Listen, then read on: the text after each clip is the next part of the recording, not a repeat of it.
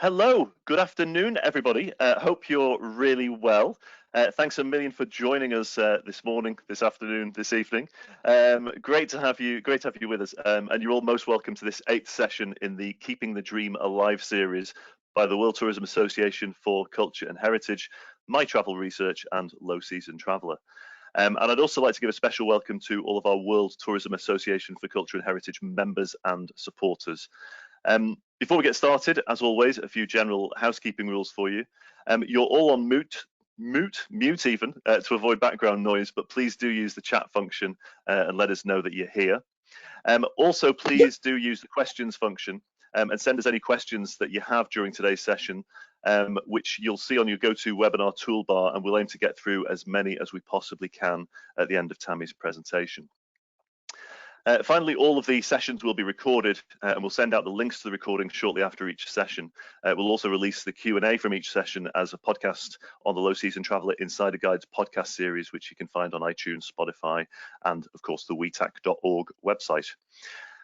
This is the 8th session in a series of 12 where we'll hear from global experts in the fields of marketing and communications, tourism data, aviation, hospitality, and many more. So please do sign up for the whole series and feel free to share the links with your friends and industry colleagues if you can.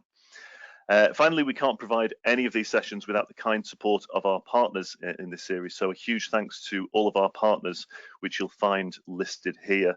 Please do go and check out their websites and give them the support that we can. So let me introduce myself properly. I'm sure a lot of you know me at this stage. My name is Jed Brown. I'm the founder of Low Season Traveller and also the managing director and mayor of the World Tourism Association for Culture and Heritage. And of course, it's my honor to be your moderator for this entire series. And this 8th episode that we're in now is entitled Crisis and Innovation. And we're delighted to have the opportunity to learn from a true travel industry guru today. Tammy Marshall is the founder of The Beehive, a business transformation consultancy specializing in business strategy and transformation, innovation coaching, and design thinking in the hospitality, leisure, lifestyle, and tourism sectors. Alongside her work at The Beehive, Tammy has a strong connection with the startup community as a mentor to the startup program at Sydney University, and she's also served as an advisor and mentor to several industry and university incubators and accelerators. With over 30 years of experience in the travel and tourism industry, Tammy has held an executive career with some of the biggest names in travel and tourism. Her past roles include Senior Vice President of Commercial for Carnival Corporation, Managing Director of Kentucky Holidays, Global Managing Director of AAT Kings, Founder of Inspiring Journeys, Senior Vice President of P&O Cruises, and COO of TFE Hotels.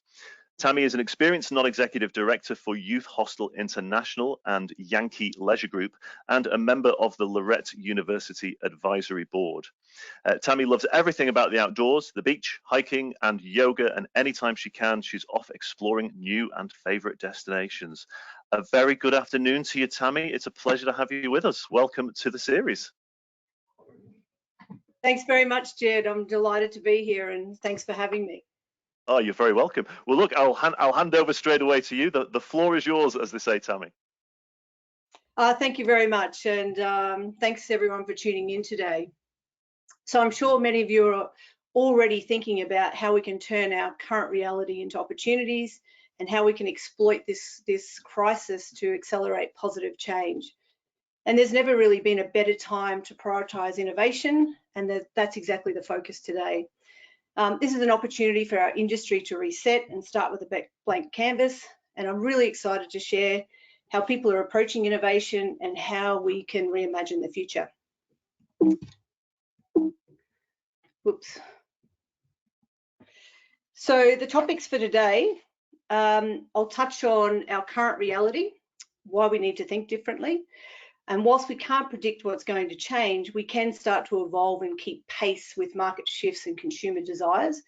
And I hope to provide you some inspiration on how businesses are adapting and also share some mega trends that are quite significant and relevant today. And then there's a lot of buzz around rebuilding the future, but I'd like to talk about how to reimagine through innovation. So the coronavirus outbreak has first and foremost been a human tragedy, but it's also a financial and social crisis. And the environment has been one of the clear winners from the pandemic. We've seen the peaks of Himalayas visible from parts of India, which is the first time in decades. We've seen the waterways in Venice clear of pollution, and noticeably a clean air movement around the world. But we know there is lots of fear and uncertainty, and generally because unknowns make us anxious. The world we used to know was predictable, and whilst we're hardwired really to dislike uncertainty. So that's exactly what we need to do: embrace uncertainty and start to reimagine the next normal. So the most important factor for business survival is an emphasis on innovation and reinvention. And just to give you a great example of reinvention, Samsung began its life as a grocery trading store specializing in noodles. They moved into textiles and then into shipping, and now, as we all know, into smartphones. So they continue to reinvent themselves. And as we know, companies have never stopped innovating. The emphasis today is more out of necessity rather than trying to increase strategic advantage. So our topic for today, or the theme, surviving to thriving, I think we can all appreciate we're going to need to change, and there will be a next normal. We've all had time out to really pause and reflect on what's important and potentially what will change. Changes in our freedom to travel makes us more grateful for the experiences we've had, and travellers are becoming more conscious and aware of their impact. And I think as a result of COVID-19, we know consumers are reevaluating their priorities. So in order to reset, we need to keep pulse on changing market needs. We need to obsess about our customer and dig deep into what really matters most to them. And we're also seeing businesses apply new safety protocols. We've seen a huge push to online for many businesses as they accelerate the adoption of digital technologies. And as we reimagine, reinvention becomes, excuse me, a necessity. So innovation is a design-led, consumer-centric approach. It's a circular process, just like a dog chasing its own tail.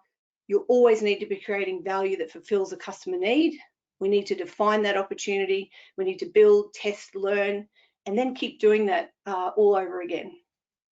So this is an opportunity to rethink our businesses and industry, to grasp opportunities, to align with these emerging mega trends and themes, and satisfy new consumer needs.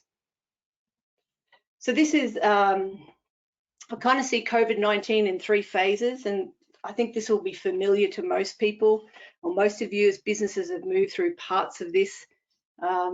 Phase 1 was all about survival for our sector.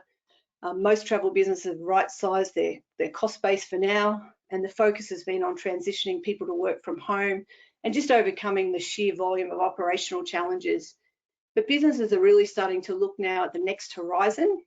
And so while travel is on pause, it's been time to really reflect and reset. And to me, this is the most critical time to plan, to reposition, to retool, and be ready for the easing of travel restrictions. And we know this is going to be a long game. We know people are going to travel again, but we need to rebuild demand, and we need to factor in the health concerns that helps build confidence for people to travel again. But more than this, we are seeing a shift in values and a significant change in how we expect people will travel in the future. So customers are also reevaluating and reflecting during this time as well. So this is a great book that I read recently, Jeremy Gucci, Exploiting Chaos. He says that chaos changes the rules, chaos reshuffles the deck, and chaos switches who's in the lead. So after crisis comes chaos before we start to rechart our course. And importantly, chaos creates new bubbles of opportunity. And today, innovation becomes a necessity. Disney, CNN, MTV, Hyatt, Burger King, IBM, Merck, 20th Century, FedEx, the list goes on. All these organizations were founded in periods of economic recession. So everyone wants and sees a need for innovation, but 94% of executives are dissatisfied with innovation. We struggle to get it right. And why? Because there's limited customer insight, there's a lack of clarity on what problems to solve, poor coordination, and risk-averse cultures. But COVID-19 creates more urgency for our industry to get it right.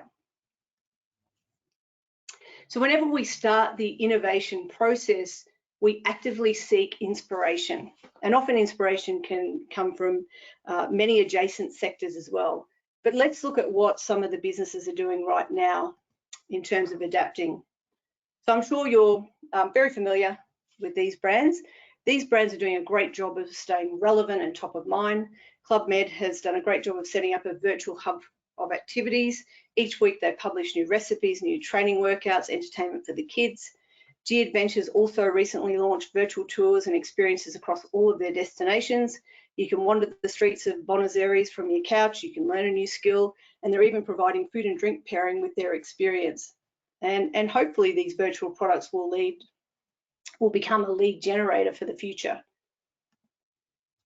Airbnb and Get Your Guide launched a new virtual sharing platform that connects hosts or guides and provides new experiences from your lounge room. This is a great example of companies adapting their business model. And what's really impressive is the speed in which these companies launched their platform. Airbnb has over 50 experiences in 30 countries. You can meditate with a Japanese monk, you can attend a tango concert in Argentina, or do a warm-up round with British gold cyclist Alistair Brownlee. And Get Your Guide is also offering these virtual experiences. And many operators are now wondering if going virtual can actually lead to a new revenue stream and keep them afloat in this travel pause. So when Australian government announced restaurants were to close, chef from Atlas Dining started selling meal kits at home, followed by an online masterclass. The meal kits have covered all kinds of cuisine, but interestingly, he's had some of his biggest trading days ever. And restaurants are also going out on their own instead of farming out the customer relationship to the sharing economy. Some are starting to service their own deliveries, and that's exactly what Rolled has done. Uber Eats and Deliveroo have become gatekeepers between restaurants and customers, and they're taking a pretty large clip of the ticket. Foxtail Supper Club, it's a new virtual startup, and diners can come together at a specific place and time via Zoom. Meal kits are delivered prior with some final finishing touches to the cooking instructions, and then they can enjoy a 5-course dinner with friends or with strangers.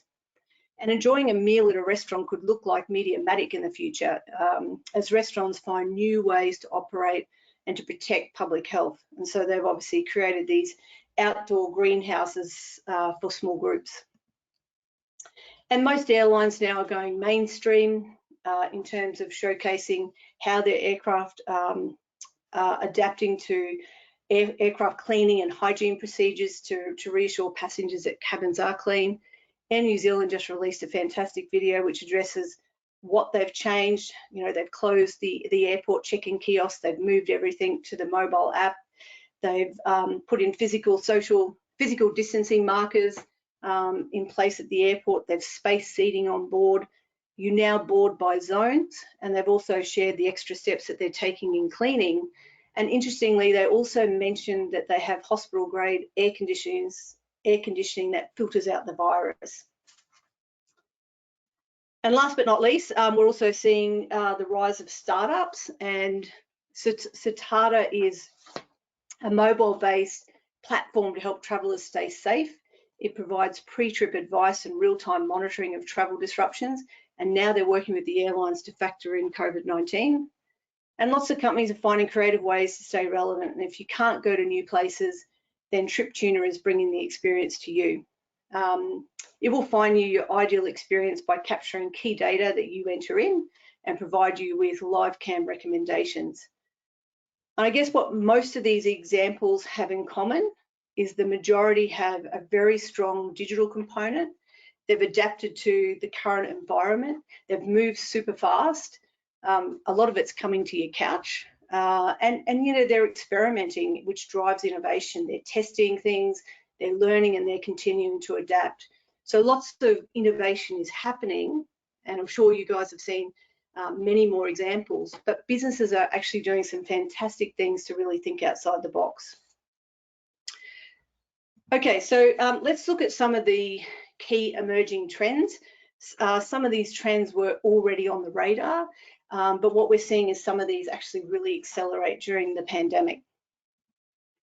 So transformation, curation, multi-sensation, nostalgia, naturality, and trust. And I see these trends as something that's going to be significant for the foreseeable future. So transformation, people want more than creating memories. Transformation actually goes beyond experience. They want opportunities for personal growth and to make positive changes in their life. And I think a really good example of that is Transformation Travel Council. They've summed it up by saying transformation travel is intentionally traveling to stretch, learn, and grow in new ways of being and engaging in the world. And I think importantly, in times of uncertainty, personal growth gives people a sense of control. The next one is curation. Less really is more. And curation simplifies people's lives. Consumers are now looking for ways to navigate through all the clutter. They're looking for simplicity, speed, or just really to get the best option. And they want to spend less time researching. And I think we've all heard of the analysis paralysis. Too much choices creates unnecessary complexity. And this is a great TED talk of a very famous experiment where researchers set up 2 gourmet food stores selling quality jams, one store selling 6 jams and the other selling 24 jams.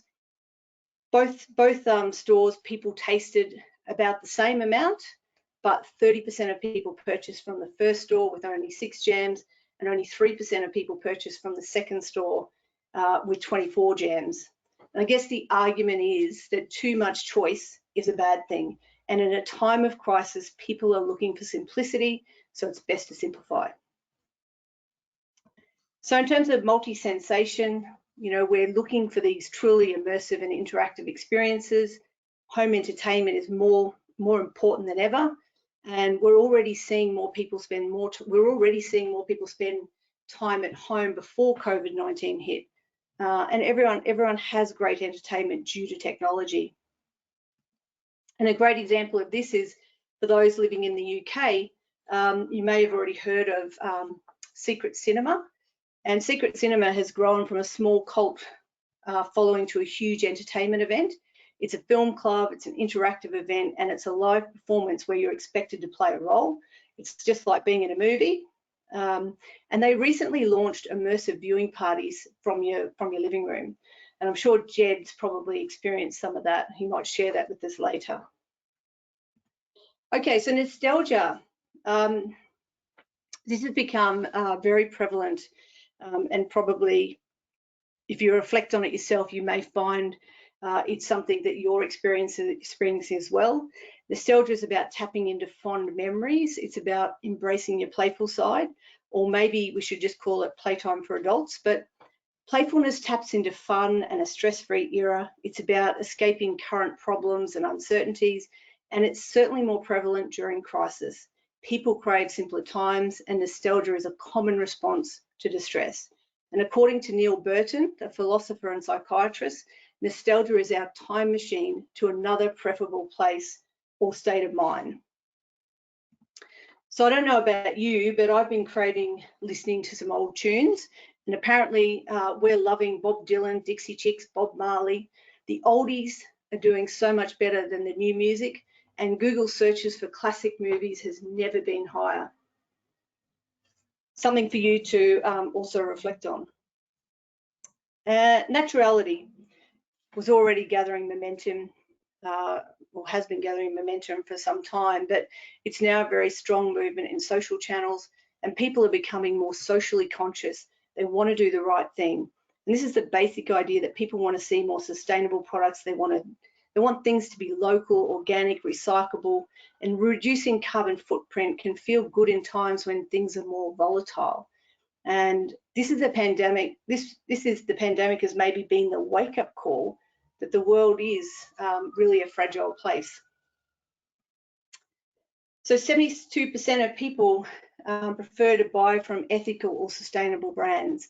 And in Booking.com's sustainable travel research last year, they also revealed that almost 3/4 of travellers, and it was regardless of age, believe that people need to act now to make sustainable travel choices to save the planet for future generations. And again, that's something that we're seeing accelerate during this time. And the final one is trust. People want to trust the brands they buy from. The essence is that people want to believe you have their best interests at heart, and you believe brands will deliver on their promises and support them in their own personal journey. So you don't want to sugarcoat, you want to be frank with your customers, because sometimes they can be part of the solution. So I guess the behaviours really underpinning trust is truth-telling, and customers have a really good instinct for this, transparency, and just having strong relationships and showing you care. And I thought a good example of this was the Airbnb CEO, Brian Chesky, who recently fired 25% of his company, and he did it in a very human way. He put himself in his employee's head. He was absolutely transparent on the decision-making process. He approached it honestly, and it was a very heartfelt and vulnerable way that he communicated. And it's definitely worth reading on Google if you haven't already seen it. So crisis is really a time to prove that you are trustworthy. And hotel chain Marriott is easily the most searched brand on Google and one of the most trusted hospitality brands in the world. And they've stepped up during the COVID-19 outbreak, donating 10 million free hotel stays to healthcare workers on the front lines. And you can see here that 1/3 of consumers say they would stop buying products from a brand they lost trust in. So it's pretty powerful in terms of gathering momentum. So they're basically the 6 mega trends that are things that you can think about in terms of how you can shape your product, service, or communications to be really relevant today. And so how this all comes together, I kind of see this as like Maslow's hierarchy of needs. This is a lens you can use to help you innovate. At the bottom, the psychological and safety needs. I think trust and naturality are non-negotiables on trying to satisfy consumer desires. People want to trust the brands they do business with, and people want to see the environment protected for a better future. Even small gestures will make them feel good. And then we have, I guess, in the middle, in a fast-paced world, minimalism is what truly stands out. So you do need to keep it simple. And consumer expectations are on the rise in the realm of immersive experiences. So how can you utilize technology to really deliver a fully immersive experience? And of course, nostalgia. This is something that I think will stay with us. How can you really engage your customers and connect with them using some of these memories from the past or other senses to try and interact with them? And of course, transformation, just like Maslow's self-actualization, this is the ultimate goal. How do we deliver an experience but really help our customers stretch, grow, and learn? So through this crisis overall, I think people are experiencing businesses show empathy and flexibility and responsiveness, and hopefully this is something that we can hold on and continue to do. Okay, so we've looked at what businesses are doing.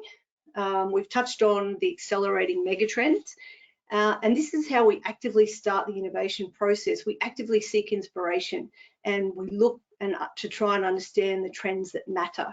But now we'll briefly look at the process to make this happen. So there's enormous value in a design-led process. The impact from designing better businesses from a customer-centric perspective can't be underestimated, because this is a key driver for growth. Design encourages us to think beyond our own frame of reference, and it empowers us to be more empathetic and dive into what really matters. So the key components is starting with breaking down the barriers, and we're going to touch on this a bit more. Keep the pulse on the emerging trends. Spend time with customers to understand their needs and perspectives. Act on those insights and experiment fast, build, test, and learn. And part of the success is also aspiring to a new future, not the default future that everyone is heading to. It's very difficult sometimes to unravel what's already in place. So step one, earlier on we talked about 94% of executives are dissatisfied with innovation, and it's impossible to move forward without addressing barriers. Now is not the time for roadblocks. We developed a hierarchy of sins common across organisations to frame the narrative and have the necessary conversations. And we focus on these common blockers and also more broadly of what's getting in the way.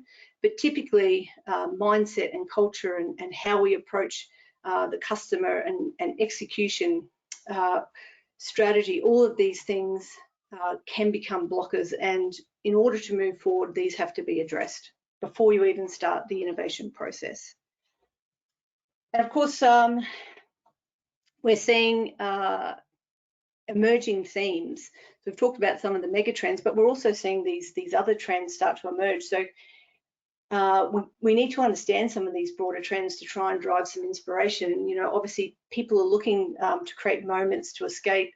They're looking for enhanced shared experiences right now. And also, you know, wellness has been a pretty big movement in the past, but we're seeing people develop even healthier habits through COVID-19. And of course, the key ingredient is talking to customers, clearly defining customer problems, synthesizing those insights and ideating. And it's really about having deeper conversations with your customers, not just about big data. Okay, so we use the design thinking double diamond.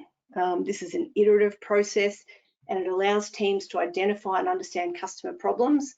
This is about exploring creative and innovative ways to solve their problems. And you're probably familiar with Einstein's quote on problem solving. If I had an hour to solve a problem, I'd spend 55 minutes thinking about the problem and 5 minutes thinking about the solution. Often we jump too quickly to solution mode. We have been trained that way, but that's something we need to unlearn. And this process is both divergent and convergent equally.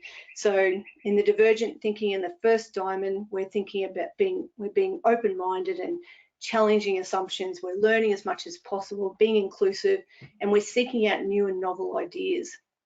And then we move into convergent thinking, which everyone's usually very happy in this space, which is really the opposite. How do I prioritize? How do I choose the best ideas? How do I be decisive and focus on the most promising solutions, which most people are very happy in that space. And then finally, part of the process, this is about rewriting the future that's already written. The idea is to invent futures for the organization that didn't previously exist. And this happens through conversations, through a process of letting go of current plans and starting to see through a new lens. People have to be willing to really let go to start with that fresh canvas. And as we know, market forces and consumer behaviours are changing. So now's never been a better time to start looking at that. So I guess next steps for any business really is, have you removed all your barriers for innovation? Are you keeping pulse on what are those emerging green shoots? Are you talking to customers frequently and regularly to really understand the changing context? And what is it that you can start to build, test, learn, and pivot, and certainly reframe the future? And this is all about speed. It's no longer about companies spending months building. It's about creating concepts, building prototypes, testing and rolling it out fast. And that's what works and is so powerful if you trust the process. So this is a unique opportunity for the travel industry to evolve, to innovate and meet changing consumer needs and values. We know people will travel again. We were born explorers, and when we can, we will start traveling again. And I'm sure most of you can't wait, like me, to leave our Groundhog Day behind. So we have the opportunity to reset how we travel, to ensure the tourism industry has a positive impact on the places it goes, and so socially, environmentally, and financially spreading the wealth throughout communities and the people we visit. So I'd highly recommend staying abreast of these green shoots, acting on these emerging customer insights and patterns and themes to adopt a design-led process to spark innovation. So let's embrace this opportunity and make a positive difference. And let's reimagine the future together. Thank you. Thank you very much indeed for that, Tammy. That was an incredible presentation. I'm furiously scribbling notes the whole time you're going through. So many themes within what you were talking about there. But there's quite a few things which struck a chord with me personally. The Secret Cinema, by the way, I've never done it myself in the UK, but my brother has. And actually, it's a pretty cool concept. But people, and when my brother was describing it to me, I wasn't really sort of understanding it fully at first. But they went to see it was a Bond film or something, and everybody had to dress in the style of the James Bond sort of era and everything else. And he was just saying it was wildly popular. These things are massively popular in London. That whole secret cinema. It's not got to Australia or New Zealand yet. No, it's only in the UK, but I think it's such a great example of an immersive experience. Yeah. And how can we as the travel industry start to adopt some of this thinking, even just in the booking pipeline, and not necessarily, we have an immersive experience when we go there, but how do we engage, pre and post that, and do some things differently, because it's certainly resonating and it's pushing up expectations, isn't it? For customers are going to want more. The more immersive experience they have, the higher the expectations will go. Absolutely. And the other one which really resonated with me was the paradox of choice, whereby too much choice, it seems that the research seems to say that it confuses people. And I'm really looking forward to seeing that. It was a TED talk, you said, right? Yeah, it's a TED talk. So I put the link in the deck as well for the TED talk. But often we think more is better, and we we keep rolling out more products and more complexity when it's actually not needed. And certainly in a time of crisis, we need to simplify. So it allows us to really, it lends itself to the innovation process beautifully, because we can just put out small amounts of product and test and learn and not have to put out a big shebang. So it allows us to be fast and start experimenting, and customers will respond to that. And it's also a great opportunity again and it's something that you sort of touched on later on, that right now there is an opportunity for startups for sure. But for startups that sort of feel, myself, our organization is a startup, and you have that sort of feeling of, we need to have as much product as, Expedia or any of these kind of guys. And actually when I was looking at that part of your presentation, I was thinking, okay, this actually is pretty cool, because, I can't possibly compete in terms of breadth. As a startup, I can't compete with those kind of guys. But actually, from what you're saying, it's not really necessary to provide that much choice, because actually it can paralyze the decision making of consumers. And if you look at startups, they're very specialized and very narrow in terms of what they offer, and they've been very successful in that. Whereas as organizations, we've grown and added more breadth, as you say, more categories, more breadth, more complexity. But that doesn't necessarily materialize into as much revenue as you'd potentially like. Yeah, it's gas actually, because my wife always takes the mickey out of me, because when I'm in the supermarket, and the cereal aisle in our supermarket, it's just vast. There's just so much choice of cereals. And she said that I'm the only person that she's ever met that can spend a full 20 minutes in the cereal aisle just trying to decide what to buy, and it's an absolute time killer, but it's probably a mini example of that. Exactly. It's crazy. One of the other themes as well that I'm really getting actually in a big way is this is the whole theme of nostalgia being really big business. And as you were sort of going through that, and in particular on the music side, because music actually as well brings you back to a moment in your life, or a moment, it's that escapism. It brings you to another place. And it was just there's a program that we have in the UK, which actually we're just watching at the moment with my daughters as well, which is called Car Share. And actually, as a program, it ticks off a lot of what you were talking about. The whole program is filmed actually in a car, and it's a guy called Peter Kay. He's a comedian in the UK. And it's basically just conversations between him and the person with him. But the radio in the car is playing old 80s hits. And that's a huge part of why I love the program. Yes, there's the dialogue, which is wonderfully constructed, and it's very simple and it's very easy viewing.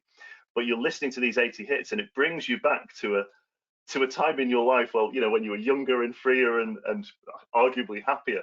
And I just think that's a hugely powerful thing, nostalgia, isn't it?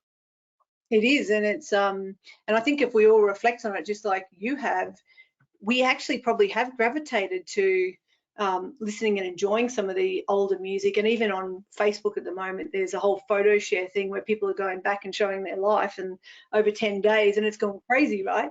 It's the same thing, going back, and I'm looking at a time that I was happy and proud, and I'm sharing those moments. So nostalgia is pretty powerful in terms of even in the in the kind of our local recoveries as we think about tourism.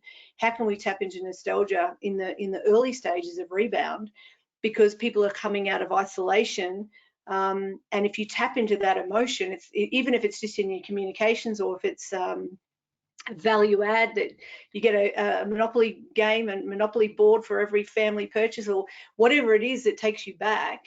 It's a bit of fun, but you're tapping into that emotion that people are really resonating with.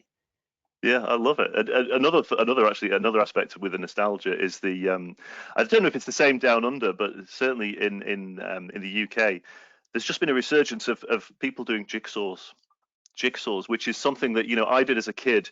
Haven't done jigsaws forever. Everything's been taken over by by tablets and electronic games, etc.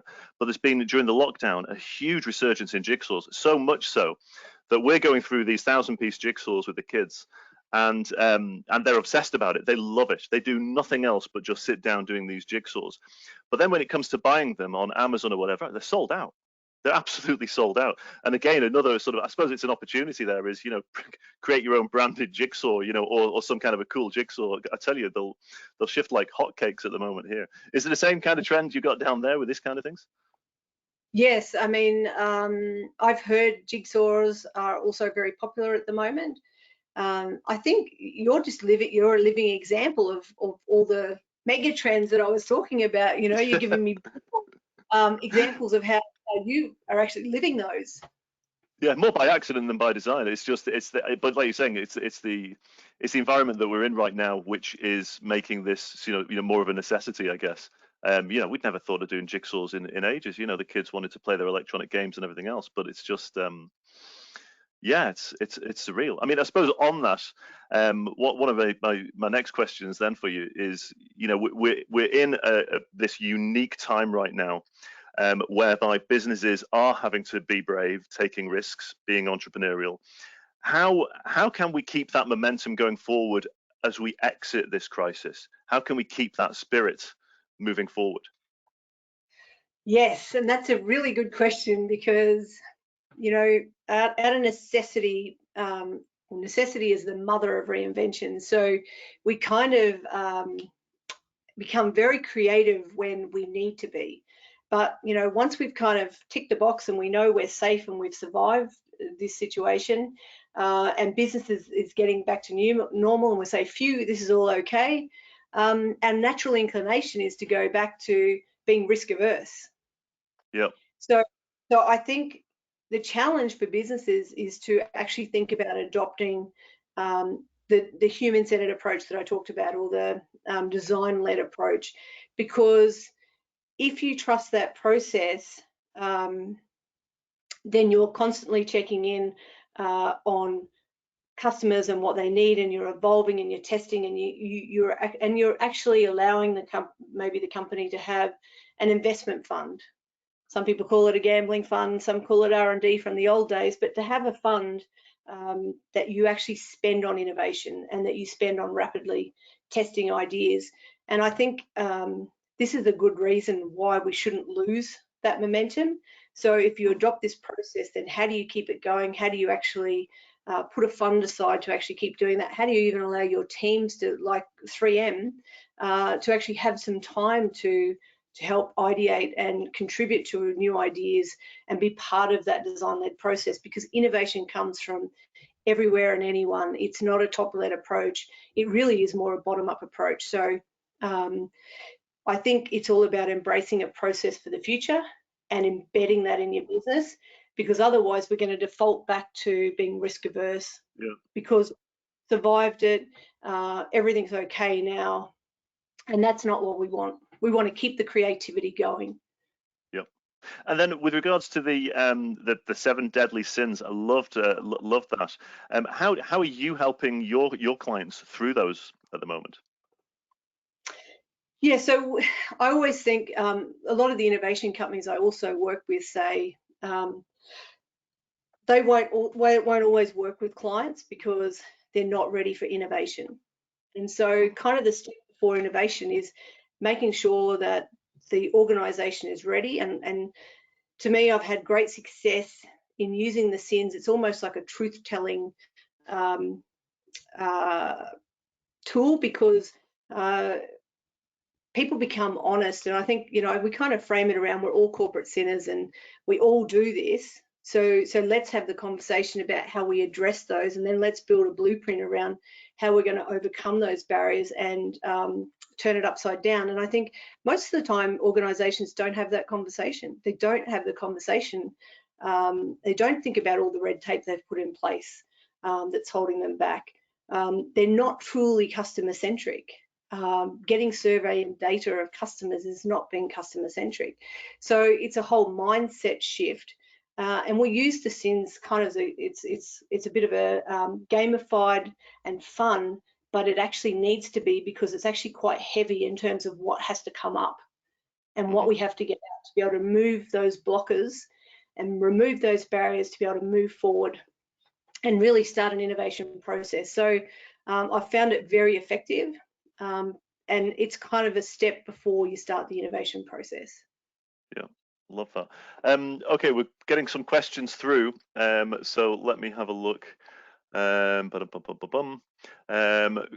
Sean M. Everyone is pivoting towards digital, but is it a thought-out process on innovation and the possible revenue stream for the organization, or just the fact that today is the only way to be relevant is to be digital?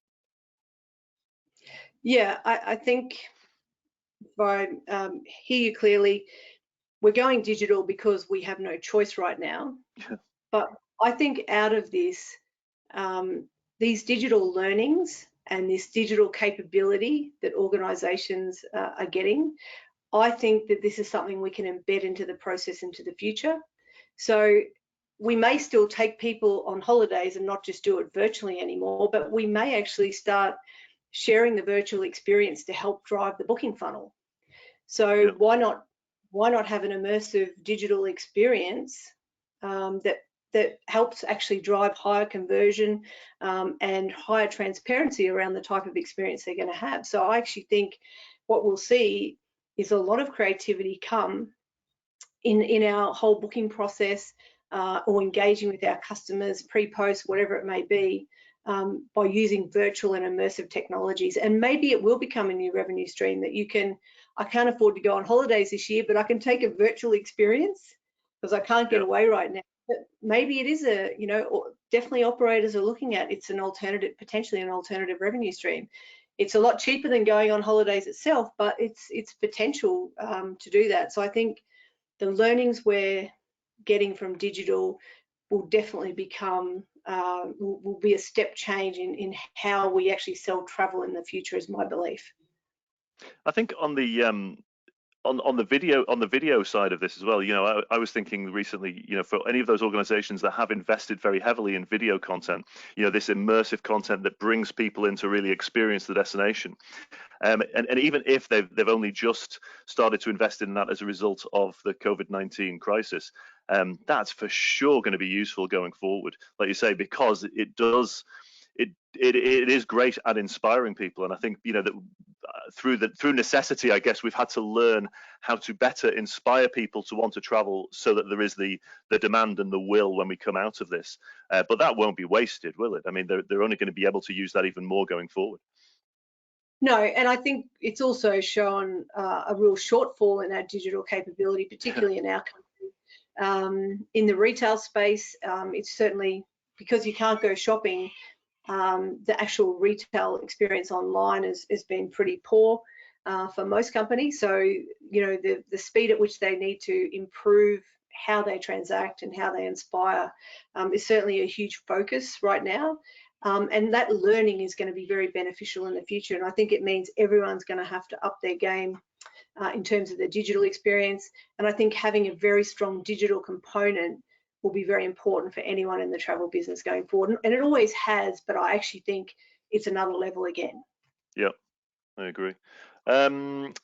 Question here from Matthew McNeil. Good afternoon, Matthew. Do you think that nostalgia will see a desire for the old school way of travel, such as long road trips and hitchhiking and the big adventures of roughing it? I don't know about hitchhiking. But I do think that, yes, I think the old adventures of getting in the car and doing road trips, sitting around the campfires and roasting marshmallows, I think that there is some experiences, those shared experiences with friends and family, very simple, being out in nature, RVs in this country and caravans, push bikes have all gone through the roof in terms of sales. So people are definitely looking to go out and have that type of experience. And I think it's taking us back to a simpler time. And I think in some ways we've all craved that, because life's got so manic and so fast. It's allowed us to slow down a little bit. So I think actually thinking about those types of experiences we want. I think the roughing it too, I think to your point on the question, I think the roughing it could also be something we really aspire to as well. I don't need this huge luxury. Just let me go and have a real experience. Yeah, authenticity is that word again. Next question, Sean M. again. In my personal experience in advocating innovation internally or to a client, the biggest challenge is the people barrier, the mindset. How can that be overcome?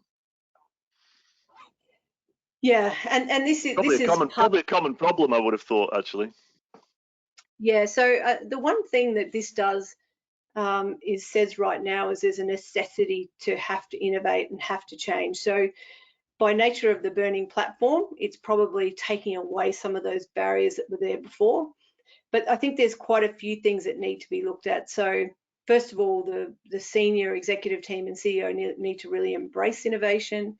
And I think first and foremost, innovation is a process. It's not something magical that just pops up and there's a new idea and you launch something that's super successful. It's actually quite a rigorous process. And so you need to put the process in place. You need to break down the silos. You need to allow the organisation, everyone across the organisation, the ability to contribute to the innovation process, because it shouldn't be just a chief innovation officer sitting in an office running innovation. It is a collective movement in the organisation. So I think it's what we try to address with our barriers for the SINs. Is we have playing cards and canvases and all kinds of tools that actually help us to unlock and have those conversations, because first and foremost, innovation happens through conversation. You need to break down, and in order to break down the barriers, you've first got to talk about it.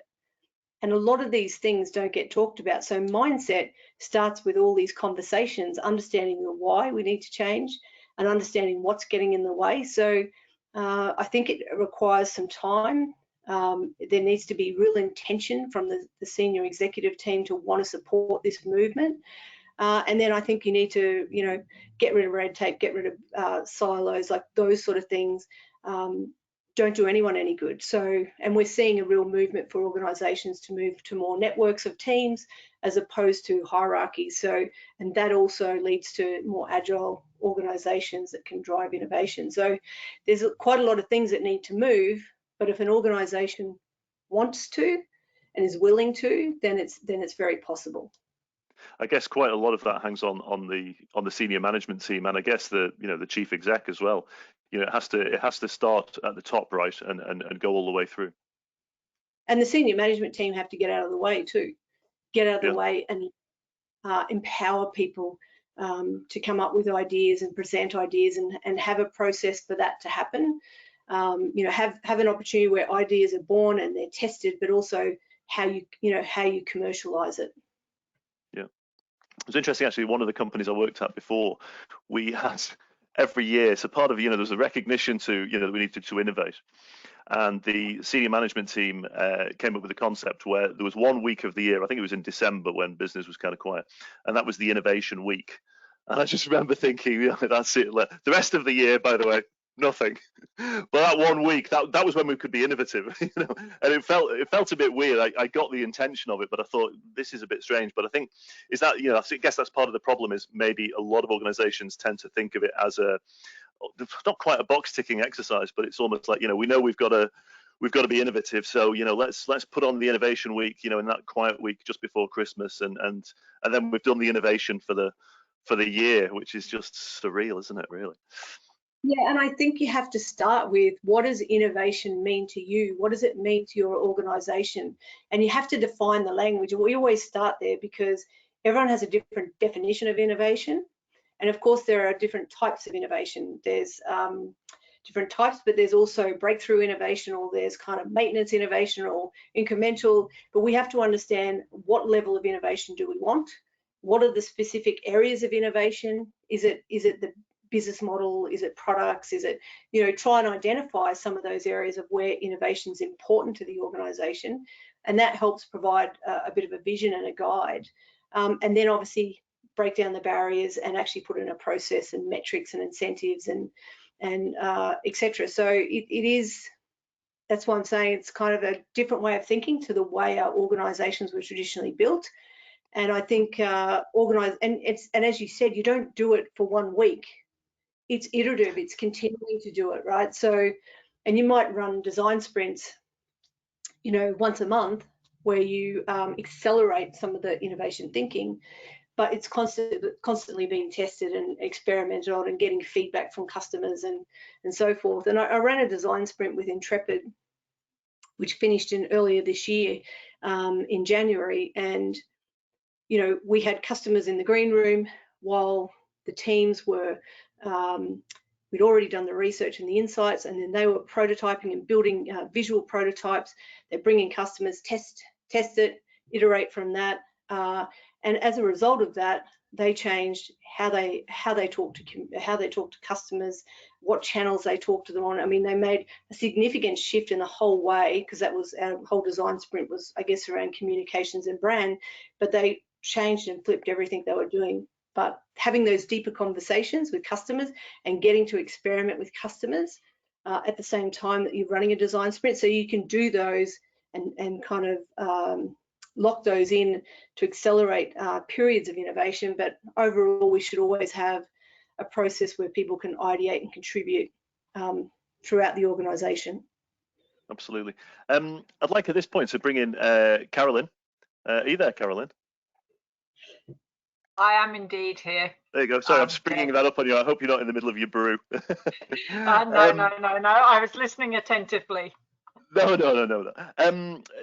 Any more questions? I haven't had a chance just to have a quick look. Yeah, there's lots and lots of questions, Jed. I think some of them we've touched on a little bit. One that I particularly like from Nigel, who was talking about the issue. You said, Tammy, that that trust and that safety, so much at the fundamentals of this. But obviously, we're going through a process where we're having to make short-term versus long-term trade-offs on trust in travel, around the whole cancellations, refunds, all of those issues. How do we rebuild trust after that? Yeah, I mean, there's a great example of a hotel that's actually approached this in a very transparent way. So they've said, we'd love you to book. We're still going to be around, but for whatever happens in terms of travel restriction, if you can't go, we'll refund your monies, but less a 10% deposit. But if you decide to come back, we'll give you the 10% back. So what they've done is actually made it so flexible and so easy for the customer to do business with them. But that's bookings for today, what you're talking about. And I think that's the future. How do you make right now the bookings a much more flexible and transparent process? That's going to build trust. And I think right now customers are going to expect that in the future. But if you roll back to the fact that we've had lots of bookings that transpired during this period where people haven't got refunds, because the travel industry was never good at reverse engineering refunds, because we send out all the different suppliers around the world, and it's very hard to get that back. And obviously most people have got a travel credit and so forth. But I think the future will be, in the short term, we're going to have to build trust by actually providing much more flexible conditions in our terms and conditions. They're going to have to be not in fine print anymore, more conversational and certainly more transparent about what you'll do for them and how flexible you'll be, because we're going to have to be flexible over the next couple of years. Things could ebb and flow in terms of the pandemic, and it's going to require us. It's frustrating in terms of trying to drive revenue and maybe shorter booking patterns, but we don't have a choice but to do that in terms of building trust. And the example I gave you, I mean, I can't remember everything that I read, but I just thought the tone and the language of it, the conversation they had around the transparency of the fact, don't worry, we're still going to be here, so we're not going to go bankrupt, so don't worry about your money, but we're happy to offer you full refund less the admin cost, but we'll give that back to you if you rebook. And it was a really nice way of dealing with it all. And then they went on to talk about all the safety protocols and etc. But I hope that answers your question, Carolyn, but I do think rebuilding trust is about flexibility in the future and transparency. I absolutely agree on the transparency, Tammy. I remember, I mean, this is something that we saw long before this crisis. When we were talking to people about what would encourage them to do certain kinds of travel to customers, we've heard a lot, even sort of 7-8 years ago, we were hearing people say things like, I hate the asterisk. And indeed, we saw one of the major banks in Australia actually around that time clearly have been hearing the same thing, because they actually ran an ad campaign that said, no asterisks. So, and I think it's another side of that thing you were talking about with choice, which is if we overload people's brains, not only are we kind of undermining trust, but we're actually making our lives difficult, because I think the courts now are not doing that. Now, Catherine has asked if we can put up the emerging themes again. So I'm just going to do that while we're talking to click back through to some of the emerging themes that we have. The diamond picture, that's probably the best. Okay, the pyramid. so Catherine had asked to just briefly show the emerging themes again, because I know you were trying to keep things tight. So I did just wonder if you wanted to, anything that you wanted to deep dive on that, and then I'll go back to the diamond. Well, I think the emerging themes are, I said, how can I escape to a better place? This whole wellness theme, exploration, and I think that to that question before about roughing it and getting out into the wild, I think there's a whole movement back to nature. Creating memories has always been a big part of the travel industry, and that also leads to the nostalgic piece. I think this whole real movement, so people want to see, even on the whole TikTok movement, people wanted to see real experiences, what people are really doing. It's no longer finessed, it's just how it is and what happens. Shared experiences, I think everyone's longing for more of that connectivity that we've missed during isolation, and brands need to be far more supportive of their customers in the future. So, a good example of that is Lululemon, the yoga brand. They go so far as not just selling merchandise, but they actually want to help their customers really grow personally, kind of on a personal development journey. And they've provided lots of things around meditation and yoga tips. They've kind of provided so much to really support their customers and actually try and do the best by them and bring out, and it's kind of more than just being supportive. They're trying to actually help them on their journey. So brands are starting to go beyond just, here's what I do, how can I actually help you also transform? And that's one of the brands that's doing that really well. And I think community engagement, we've seen a real movement to finding our tribes, especially in isolation. So what are the tribes that have similar causes or similar interests to me that I can connect with? And so that whole community engagement's been huge. And I actually think that will continue to grow and be important. Great, thanks for that, because as I say, I could see Catherine was calling out for that. Now, Tammy, did you want me to click on to the diamond at this point as well? She was looking at, sorry. Yep. No, oh, gone too quick. There we go. No, I mean the pyramid, sorry. The pyramid with the friends. I thought that's the one she was originally talking to. Okay, that one. Yeah. Yeah. Okay. Yeah, I think there was a degree of but when I saw the actual title, I realized that one might have been there, but it might be now we're actually flipped to that on the screen, whether there's anything you wanted to add about any of that, because I think we saw the trust question come up.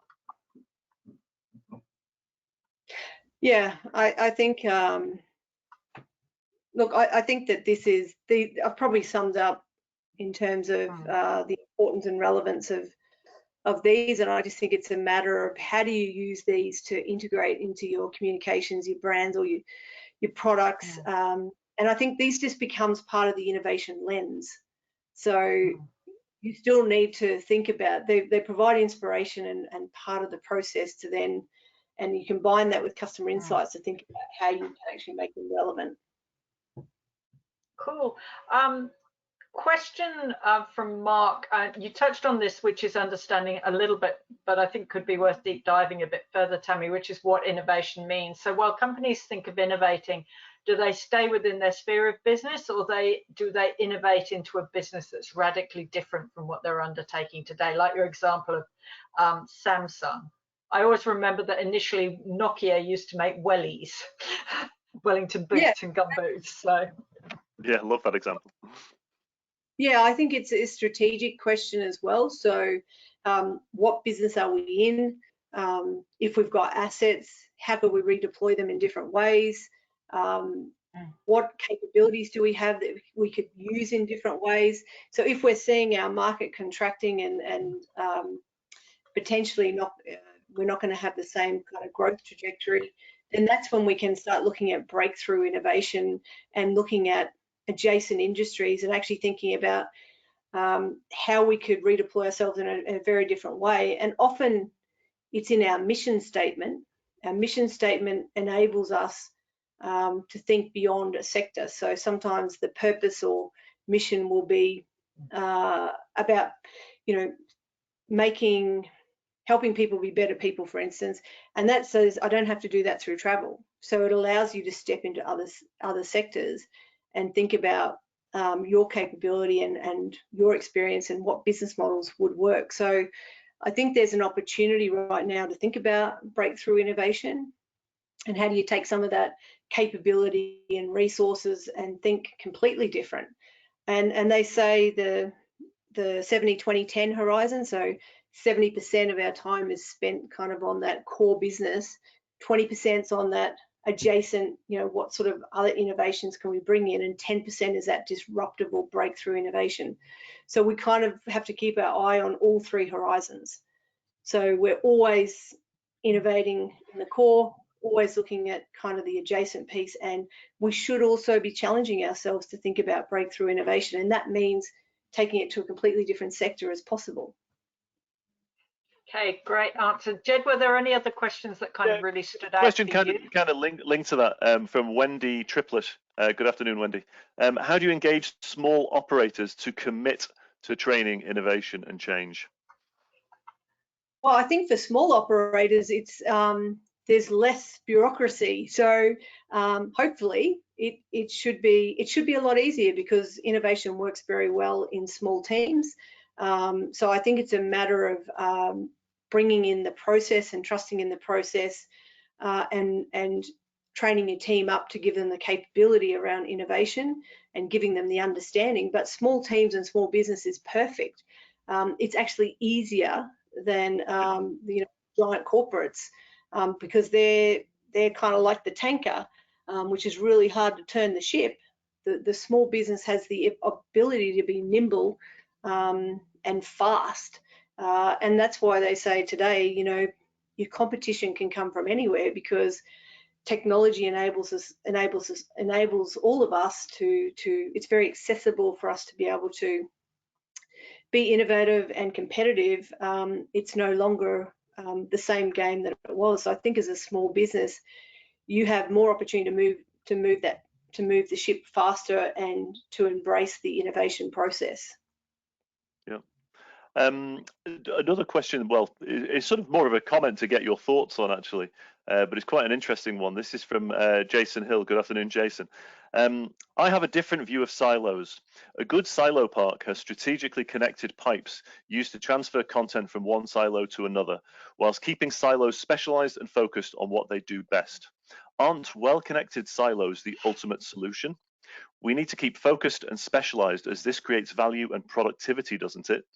Any thoughts? Yeah, I think that definitely that's a step up from having a silo that's collaborative. So the silo is collaborative with other silos.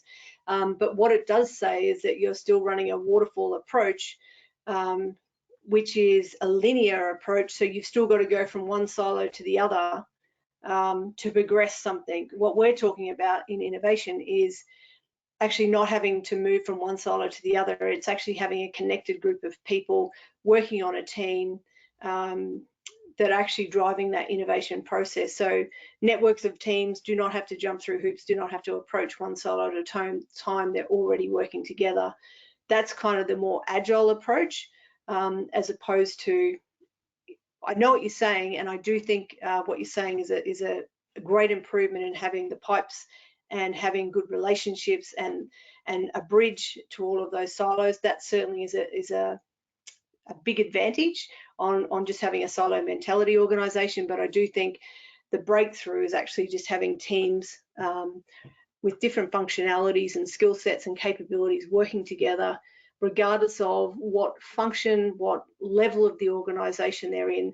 They all bring something different to the team and to the problem they're trying to solve. Yep.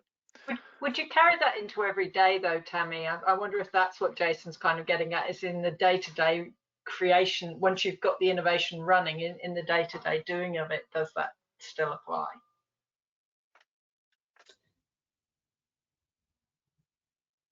Well, I still think that having people work representing different functions is a faster, more agile way to move.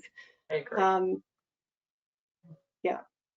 Yeah, we've been talking a lot in the series so far about ideas like cognitive diversity and bringing lots of different thinking in to that. Now, Tammy, we talked a little bit about, quite a lot about the innovation, the sins of innovation that's starting in the cultural. But one of the things that has also been a common theme in the series, which Nguyen from Singapore has touched on, which is the very first step. What's the very first step to start on in an innovation journey? Yeah. How do you start that process of changing the culture? Yeah, I think that it's clearly signaling to the organization that you want to start tapping into a more innovative approach, and that you want to go on this journey. So getting the buy-in from the organization in the first place, so setting the why and the intention, and often right now it's out of necessity. And so I think people are buying in much faster and putting up less resistance because they understand the need. So now's a good time to actually have that conversation. So once you've got willingness from all your players, or you know who your potential resistors are, then you can manage that.